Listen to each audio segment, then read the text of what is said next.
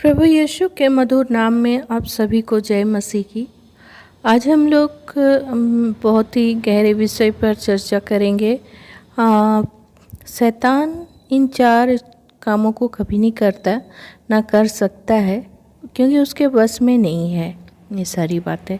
लेकिन हम लोग दिन भर शैतान को प्रेज़ करते रहते, ये शैतान ने ये किया, शैतान ने वो किया, शैतान ने हमारे जीवन में ये किया, शैतान ने हमें परीक्षा में डाला, शैतान ने हमें बीमार कर दिया, शैतान हमें चर्च नहीं जाने दिया, शैतान ने हमारे बच्चे को बहका दिया, शैतान ने हमें भटका दिया, हम ये कर दिया, वो कर दिया, बहुत कुछ। दिन भर हम शैतान की आराधना एक तरह से करते रहते और उसे महिमा देते रहते।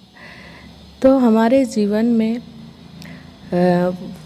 वो सारी बातें होती, क्योंकि हम परमेश्वर का पहला स्थान नहीं दे पाते। हम सुबह उठकर प्रार्थना नहीं कर पाते, वचन नहीं पढ़ पाते, वचन को मनन नहीं करते। हमें प्रार्थना करना, परमेश्वर को अपने हृदय में जगह देना है, सबसे पहला स्थान देना है और परमेश्वर से प्रार्थना करना है। शैतान एक काम कभी नहीं कर सकता, वो हमारे मन के भेदों को नहीं जान सकता। पहला भेद है, पहला काम जो शैतान नहीं कर सकता। शैतान हमारे मनों को नहीं जानता।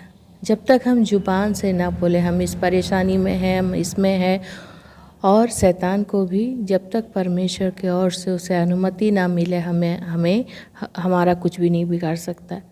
लेकिन हम जब परमेश्वर के सामने अपने आप को समर्पित करते ही नहीं, परमेश्वर से हम प्रार्थना करते ही नहीं, अपने जीवन के बारे में परमेश्वर को महिमा देते ही नहीं, तो फिर शैतान अपना काम करता है।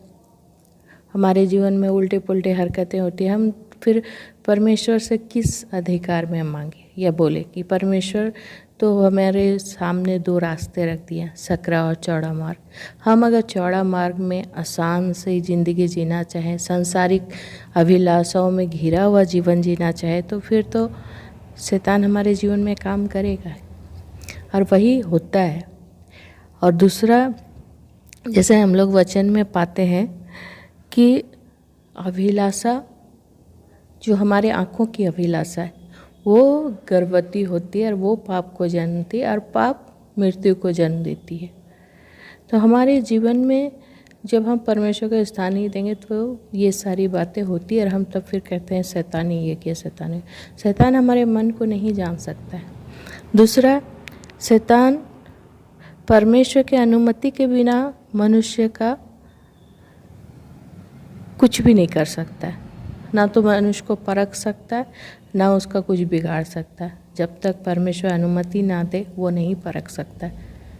तो हमें डरने की आवश्यकता नहीं है शैतान से, हमें परमेश्वर से डरने की आवश्यकता है, जो हमारे जीवन को, हमारे आत्मा, शरीर को शैतान नुकसान पहुंचा सकता है, लेकिन आत्मा को सिर्फ परमेश्वर ही परखता है, गुद्दे गुद्दे को अलग करने वाला परमेश्वर। तो हमें परमेश्वर से डरना है। जब हम परमेश्वर के सामने उपस्थित रहेंगे तो शैतान हमारा कुछ नहीं बिगाड़ सकता। और हमें धन्यवादित होना हर परिस्थिति में। अगर शैतान हमारे जीवन में कुछ गड़बड़ी कर रहा है तो हमें और स्ट्रांग होना है प्रेयर में, और बढ़ना, धन्यवादित होना कि धन्यवाद प्रभु कि ये परीक्षा हमारे जीवन में आया कि हम और आपको जानने पा रहे, और आपके प्रेम को जान रहे, आपके नज़दीक आ रहे। और परमेश्वर हर दिन हमारे जीवन में लाखों ऐसी बातें होती हैं छोटी छोटी, जिसके लिए हमारा हृदय धन्यवादित होना चाहिए। क्योंकि कितने लोग को खाना नहीं, कितने लोगों के पास घर नहीं, कितने लोगों के पास रहने की जगह नहीं, कितने के बच्चे अनाथ है सड़कों में, जिसे खाना नसीब नहीं, कपड़ा नसीब नहीं, लेकिन हमारे पास तो है। तो हमें धन्यवादित होना, हमें दुखी नहीं होना, हमारे मन को दुखी नहीं करना, ना ही किसी चीज़ से डरना, क्योंकि डर झूठा है, और झूठ क्या है, झूठ का जो पिता है वो शैतान है। तो हमें दुखी नहीं होना है और हमें परमेश्वर पर आश्रित होना है। तीसरा है, शैतान आपको पाप करने के लिए ज़बरदस्ती नहीं कर सकता। शैतान हमें ज़बरदस्ती कुछ भी नहीं करा सकता, जब तक हम शैतान को अनुमति नहीं देते, मेरे जीवन को तहस नहस कर। हम अपने कारण से ही फंसते हैं, अभिलाषाओं के कारण फंसते, अपनी जुबान के कारण फंसते, और शैतान हमारे जीवन हम लोग पाते हैं कि यीशु भाग खड़ा हुआ। हमें भी भाग खड़ा होना, हमें शैतान का सामना करके भगाना है। हमें उन सब चीज़ों में जाना ही क्यों जहाँ हमें शैतान परखे या शैतान हमें ज़बरदस्ती पाप कराए।